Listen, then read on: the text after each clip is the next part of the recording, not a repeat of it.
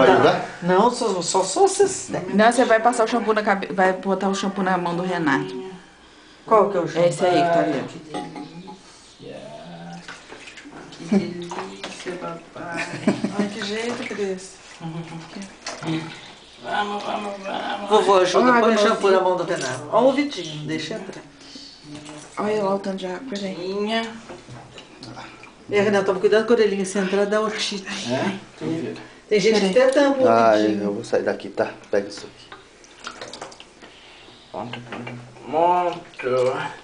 Já tô toda molhada. Vamos limpar a bundinha. Eu tinha que entrar ali, ó, pra filmar a cara Mas dela. não lava primeiro a cabeça? É a cabeça. Então põe o shampoozinho. Ele tá mudando o rosto. Oh, comecei. É a cabeça e o rosto. Comecei A a musiquinha pro chorar. banho. Meu Deus, é muito ruim isso. É muito As perninhas, ruim. bem. Eu não gosto, papai. Pega aqui atrás.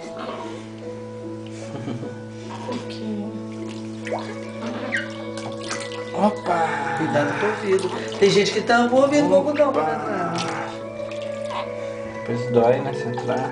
Nossa, da infecção de ouvido. Pronto. Não precisa chorar. Tá bom, Renato, cabeça. Mas ainda tá com shampoo. Um pouquinho fica, né? Pronto. As perninhas bonitas. Vambora. Deixa ela ver, peraí. Vamos lavar. Cada saco. Vamos lavar a bundinha. 10h35. Vamos lavar a bundinha.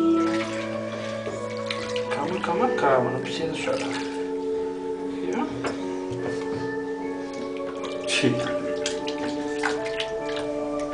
Cadê a toalha, Cris? Lava a xerequinha. Opa. Você quer ver quando eu viro ela, que bonitinha, ela agarra. É instinto de sobrevivência, né? Ah, é. Olha lá. Olha as costinhas peludas, mãe. Ó, tremeu, Renata. Baixa ela, que ela com frio. Não, eu não posso ficar aqui, tô falando. Tadinha. Vambora.